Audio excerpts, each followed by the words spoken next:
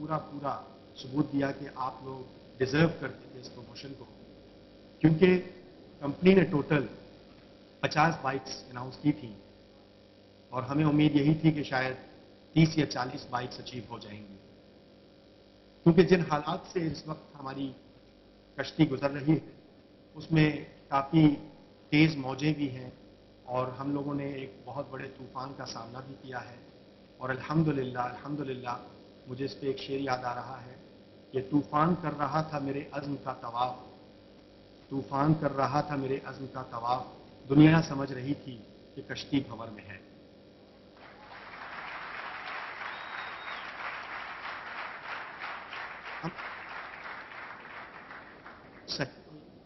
ہم لوگ حق پہ تھے، اللہ تعالیٰ نے ہمارا پورا پورا ساتھ دیا اور ہم لوگ بہتر طریقے سے، احسن طریقے سے الحمدللہ اپنے ٹریک پہ پہلے سے بہتر چل رہے ہیں، اور ان حالات میں جن حالات کا ہم سب نے سامنا کیا ہے، ان حالات میں میں سمجھتا ہوں کہ کوئی بھی دوسری اگر آرگنائزیشن ہوتی تو وہ اپنا بوریا بستہ سمیٹ کے نکل جاتے، لیکن ہم نے فیصلہ یہ کیا کہ ہم اپنے پاکستان میں اپنے پاکستانی بھائیوں کے ساتھ جو ہم نے وعدے کیے ہیں ان کو کبھی بھی توڑیں گے نہیں، اور کوشش یہی کریں گے جس حد کے ساتھ ہم پاکستان میں اس پروگرام کو جی ایم آئی کو لے کر آئے تھے اور جس مقصد سے لے کے آئے تھے، انشاءاللہ اس مقصد کو ضرور پورا کریں گے، کیونکہ ہمارا مقصد جی ایم آئی کو پاکستان میں لانے کا ہرگز یہ نہیں تھا کہ ہم پیسہ کمائیں یا ہمیں کوئی فائدہ ہو، ہمارا مقصد یہ تھا because we wanted to bring the financial freedom in our own country.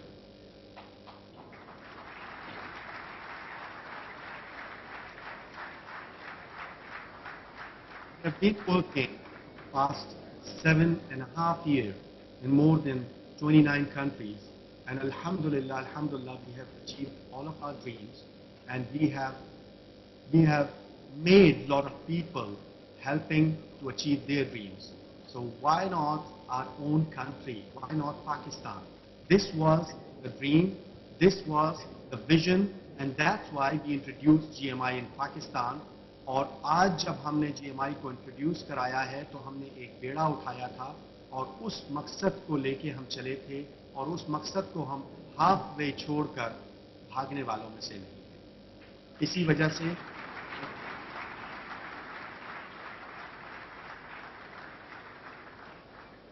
الحمدللہ ساری چیزوں کا بالکل جو پروفس چاہیے تھے، جو ڈاکومنٹس چاہیے تھے، جو ریکوائرمنٹس تھیں، ان سب کو الحمدللہ پورا کیا، اور اس وقت آپ کے سامنے ہے کہ جس طریقے سے آپ سب لوگوں نے مل کے کام کیا ہے اس کا نتیجہ آپ کے سامنے ہے۔ اب بات یہ ہوئی تھی کہ 50 موٹر بائکس کمپنی نے اناؤنس کی تھی، ایز یوزل جتنی بھی پہلے پروموشن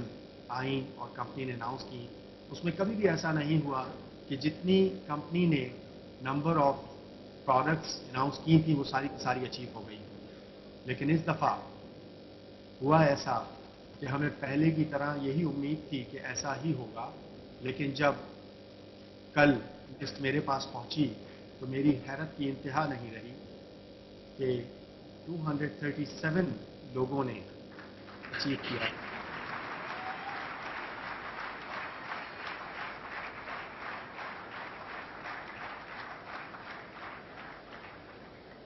جب 15 دن پہلے ہم نے کمپنی سے یہ پوچھا کہ کتنے لوگوں نے اچیو کر لیا ہے، اور ہمیں یہ پتہ چلا کہ تقریباً 165 لوگوں نے اچیو کر لیا ہے ٹارگیٹ، تو میں نے اپنے لیڈرز کو یہ بتایا کہ اب تو 165 لوگوں نے اچیو کر لیا ہے اور ٹوٹل 50 موٹر بائکس ہیں، تو اب کس طریقے سے کریں گے؟ تو انہوں نے یہ کہا کہ سر آپ کو کچھ کرنا پڑے گا۔ میں نے ان سے یہ کہا کہ یہ تو میرے لیے پاسبل نہیں ہے کہ میں 75 لوگوں کو اپنے پاس سے، بلکہ 75 بھی نہیں، 65 اور 50 تقریباً 115 لوگوں کو اپنے پاس سے موٹر بائک دے سکوں۔ تو میں نے ان سے یہ پہلے کہا کہ ہم اس طرح کریں گے کہ 50 لوگوں کو کمپنی بائک دے رہی ہے، 5 لوگوں کو ہم لوگ بائک ڈرا میں نکلوا دیں گے، انہوں نے کہا کہ نہیں سر یہ تو پاسبل نہیں ہے کیونکہ نمبر آف پیپل بہت زیادہ ہیں، 5 زیادتی ہو جائے گی۔ ہم نے ان کے ساتھ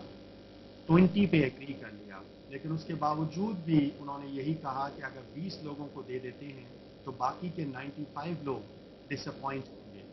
تو یہ زیادتی ہو جائے گی۔ تو میں نے کہا آپ چاہ کیا رہے ہیں؟ عدنان اور میں ساتھ ہی بیٹھے ہوئے تھے، کہنے لگے سر سب کو ملنا چاہیے۔ ہم نے کہا یہ ہمارے لیے پاسبل نہیں ہے، کیونکہ کمپنی اگر 50 موٹر بائکس دے رہی ہے تو ہم 110 یا 115 موٹر بائکس کس طرح دے سکتے ہیں؟ کوئی افورڈ نہیں کر سکتے اس وقت۔ تو آپ کے لیڈر حضرات جن میں چند نام لوں گا، خرم شیخ ہیں، عتیق بھائی ہیں، خالد مولود ہیں، قاضی اویس ہیں، فیصل شاہ صاحب ہیں، ان سب لوگوں سے جب بات ہوئی تو انہوں نے کہا سر کچھ اس طرح کریں کہ سب کو کچھ نہ کچھ ملے۔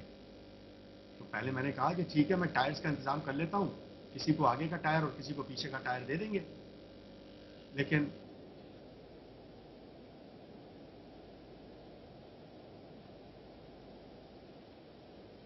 تو ان لوگوں نے کہا کہ نہیں سر یہ صحیح نہیں رہے گا، اس پہ پھر لڑائی جھگڑے ہوں گے کیونکہ کسی کو آگے کا ٹائر کسی کو پیچھے کا ٹائر ملے گا تو مسئلہ ہو جائے گا کچھ اور۔ تو پھر ان سب لوگوں کی مشاورت سے ہم نے پہلے ان سے بات کی، اس کے بعد ہم نے کمپنی سے ایک ایسی چیز اپروو کرا لی کہ آپ لوگوں کو واقعی اس کی خوشی بھی ہوگی اور حیرانی بھی ہوگی یہ سن کر کہ 50 بائک ونرز جن کو بائک مل گئی، جنہوں نے فرسٹ کم فرسٹ سرو کی بیسس پہ بائکس اچیو کر لی تھی۔ اس کے بعد جتنے بھی لوگ ہیں ٹوٹل 237 لوگوں میں سے 50 لوگ جو نکل جائیں گے، اس کے بعد باقی جتنے لوگ بچیں گے تقریباً 187 لوگ، ان سب کو کمپنی $200 ان کے اکاؤنٹ میں ٹرانسفر کرے گی۔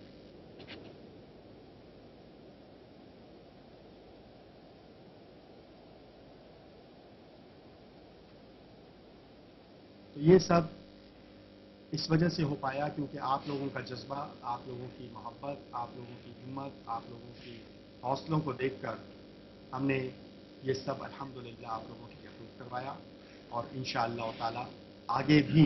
اسی طریقے سے آپ کے ساتھ مل کے چلیں گے، اور جیسا کہ میں نے پہلے آپ سے وعدہ کیا تھا کہ زندگی کی آخری سانس تک آپ لوگوں کے ساتھ ہوں،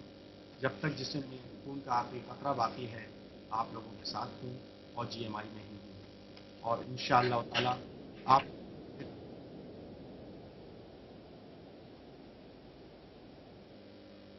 بس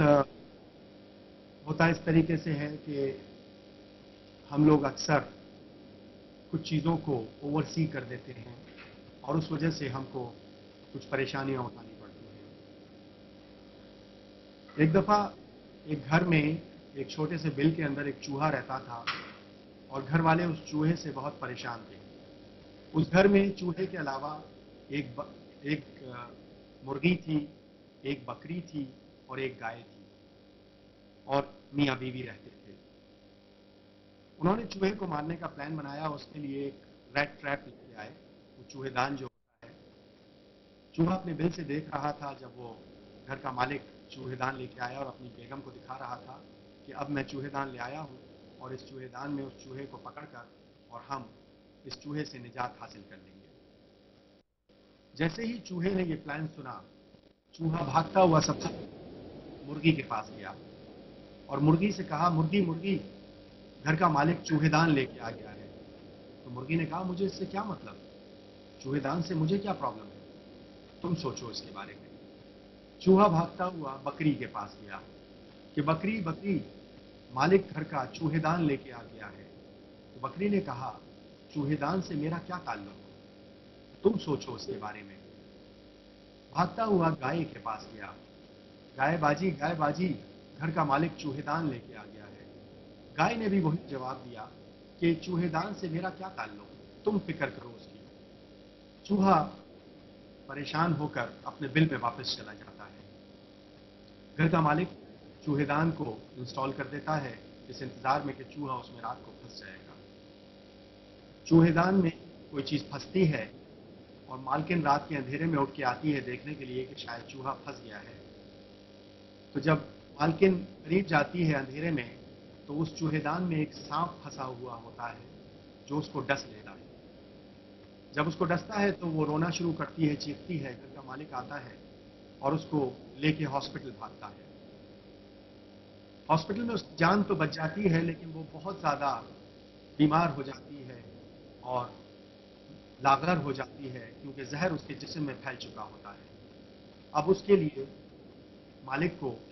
تازہ مرغی کی ضرورت پڑتی ہے اس کا سوپ پلانے کے لیے۔ تو سب سے پہلے وہ مرغی ذبح کرتا ہے اور اس کو سوپ پلاتا ہے اور مرغی کی بوٹیاں کھلاتا ہے۔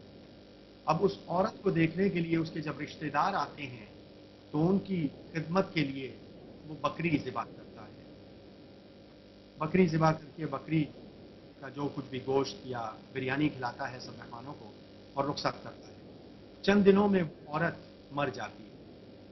اور اس کی میت کے لیے پورے محلے والے آتے ہیں۔ اب اس کے پاس جو لاسٹ آپشن تھا گائے کا، وہ اس گائے کو ذبح کرتا ہے اور پورے محلے والوں کو اس کا کھانا کھلاتا ہے، لیکن چوہا اپنے بل میں ویسے ہی